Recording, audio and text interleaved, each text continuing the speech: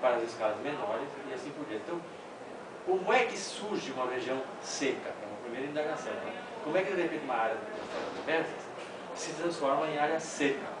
Isso pode acontecer não só nas terras demersas, também sobre os oceanos. Existem áreas de oceano onde chove muito pouco. Só que não tem população lá, né? A população vive nas terras demersas. Mas tem áreas sobre os oceanos onde o total de chuva é muito pequeno. Então são ilhotas que estão lá e registram esses totais muito reduzidos em plenas áreas oceânicas e subórbitas. Né? Bom, então por que uma região se torna assim carente de chuva e, portanto, carente de água no sistema natural? São três as causas principais que demonstram, que desencadeiam a formação de uma região árida.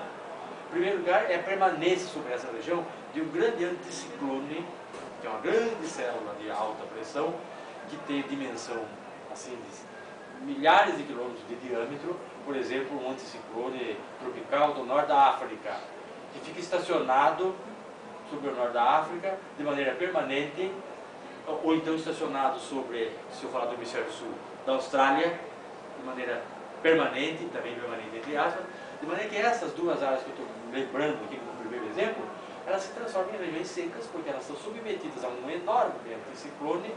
Ciclone, você sabe que é uma grande célula da atmosfera onde o movimento é predominantemente descendente, de descida, de afundamento do ar, que vem dos limites da troposfera e desce em direção à superfície. O ar que desce é o ar seco, porque a umidade não está lá na troposfera, a umidade está na superfície, está nos oceanos. Então, o ar ascendente alimenta a atmosfera de umidade. O ar descendente é o contrário. Ele traz ar seco, sem totais muito baixos de precipitação. Então, áreas submetidas ao grande anticiclone são sempre áreas muito secas, porque elas são permanentemente submetidas a esse processo de subsidência da atmosfera. Então, a presença de um anticiclone permanentemente ali vai formar um deserto, obviamente. Então, uma primeira causa de formação dos grandes desertos é a presença de um grande anticiclone. Agora, por que está o anticiclone ali? Será que não é possível deslocá-lo? Claro que não é.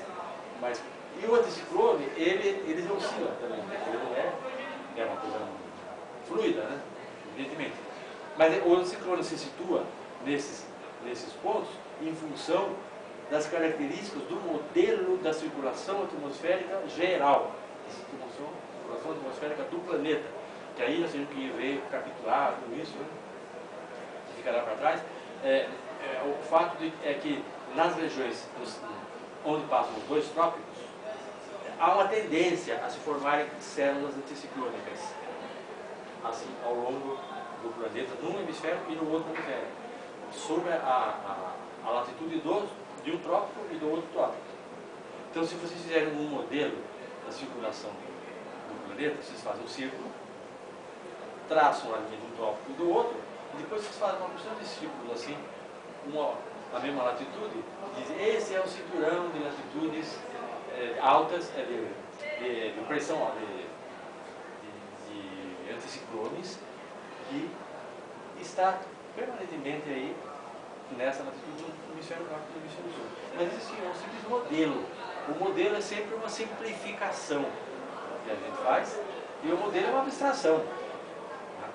E a realidade é muito mais complexa do que o modelo. Em primeiro lugar, porque esses anticiclones que ocupam o cinturão do trópico, a linha do trópico, eles não são fixos ali, eles oscilam para o norte e para o sul, conforme a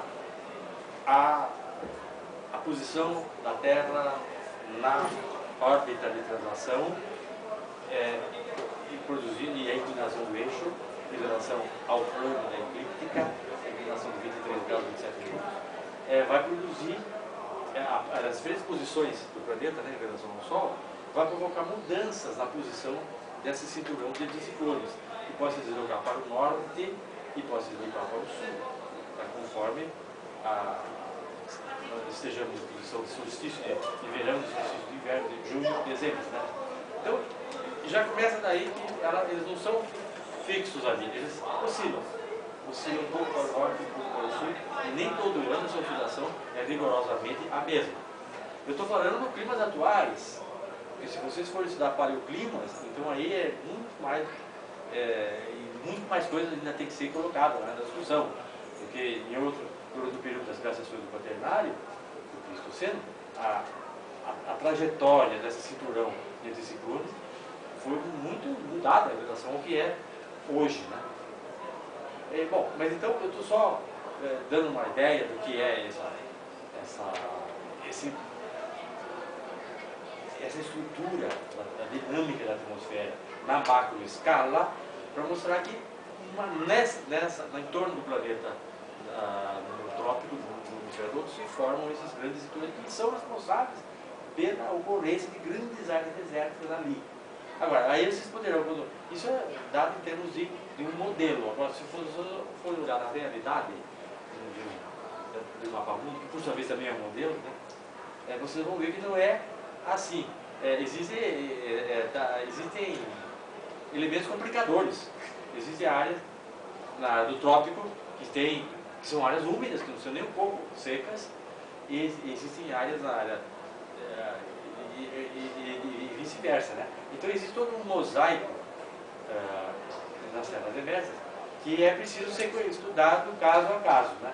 Mas o que a causa lá atrás que explica é essa repartição geográfica dos grandes anticiclones tropicais, também chamados de subtropicais, porque eles podem chegar até latitudes de 35 no hemisfério do outro. Então o fato é que a presença de um grande anticiclone que oscila pouco desencadeia a formação de grandes áreas de deserto. Uma primeira causa, isso numa escala de dimensão de milhares de quilômetros. Né? Agora, a segunda causa é a presença de correntes frias tangenciando a costa. Os oceanos, claro, tropicais, da baixa altitude, são de águas quentes, os oceanos subpolares, são de águas frias. Mas isso também é uma simplificação, porque há um transporte dessa água de lá das altas altitudes para as baixas altitudes, e vice-versa. Um grande movimento turbilionar que tem um grande turbilhão, e tem turbilhões menores, em diferentes escalas, até locais, né? Que a água toda e a atmosfera também, a dinâmica delas é toda turbilhonante, por causa do movimento de rotação do planeta. Né? Então, as águas dos oceanos, elas que vêm da latitude mais alta, em direção à latitude mais baixa, são águas frias. Então, por exemplo, não é preciso nem colocar nenhum mapa que vocês estão cansados de saber, o Atlântico Sul, onde está a África, existe uma corrente que procede da latitude mais meridional, que tangencia, encosta na África, lá na África do Sul, vai tangenciando aquela área até Angola, até a latitude mais baixa, depois vai fazendo um giro anti-horário, que nós chamamos de anticiclônico, e vai atravessar na latitude zero, e vai chegar na costa da América do Sul. Aí vai chegar quente, porque ela veio lá fria, ela vai tangenciar a costa da África como corrente fria, depois ela vai sendo bombardeada, vai sendo aquecida, e depois vai se transformar em corrente quente e vai passar na costa do Brasil como corrente quente. Bom, esse é um movimento turbilionar que também oscila um pouco conforme o momento do ano.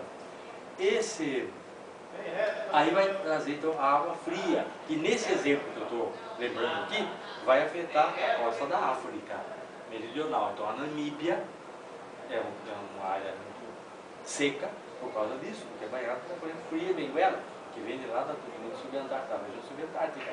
E para Angola, a mesma coisa, o litoral de Angola é todo árido, né? E depois ela vai mudando de posição em direção ao Atlântico e assim por diante. Eu até acho interessante entender o que é a circulação anticiclônica, porque eu nunca sabia como é que eu ia mudar o pneu do meu carro, né? Eu tinha que mudar, tinha que pegar aquela macaca e fazer assim. Mas eu não sabia se era, que sentido que ele era para desatarachar. Até que falei, é o sentido anticiclônico. Do hemisfério sul. Então eu escrevi, fiz o porta-luva, né?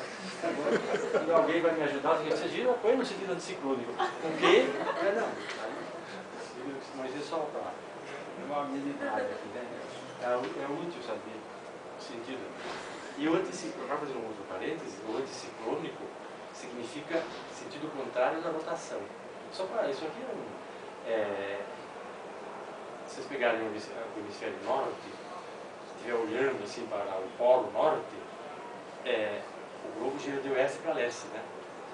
Então é o giro chamado ciclônico, só que no hemisfério norte, que é retrográdio.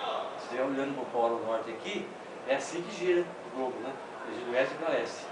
Então isso se chama a palavra ciclone. Não tem nada a ver com ventania, não. Ciclone significa sentido de rotação. Tem sim a ver, porque isso é em outro contexto, mas isso significa assim, a origem é essa, sentido de rotação. Mas no hemisfério norte, o sentido ciclônico é anti-horário. E no hemisfério sul é horário e vice-versa. E aí, como se a ciência se desenvolve no hemisfério norte, historicamente, agora cada vez menos eles estão descobrindo coisas lá cada vez mais incorretas, né? Mas isso aí eu escuto. Então o hemisfério sul vai acabar bom. Mas por enquanto o hemisfério norte. Então eles criaram esse sistema, se chama as latitudes positivas, as que são do hemisfério norte. As latitudes negativas são do hemisfério sul. E assim por diante, né? Ciclone é o sentido de rotação e anticiclônico é o contrário, o sentido de rotação. Bom, mas isso aqui estava dizendo para ilustrar essa presença do cinturão ciclônico, porque o que está para nós é a cosmologia, é a consequência da formação de grandes regiões áridas. E agora já tinha passado para as correntes frias. Mas veja a importância que tem o oceano nos climas, não só nos processos climáticos de uma maneira ampla, como na distribuição geográfica dos climas. O oceano tem um papel essencial. Então começa daí, por exemplo, as correntes frias. Vocês olham em qualquer atlas escolar, e lá tem o mapa das correntes frias, que é um risquinho azul, e a corrente quente, que é um risquinho vermelho. E o professor de climatologia, professor de geografia, às vezes não chama nem atenção para isso, dos alunos, né? Mas os bons professores de geografia, sim, esses mandam o aluno olhar aquele hemisfério simples que está ali e mandam o aluno entender aquilo. E ajuda o aluno a entender.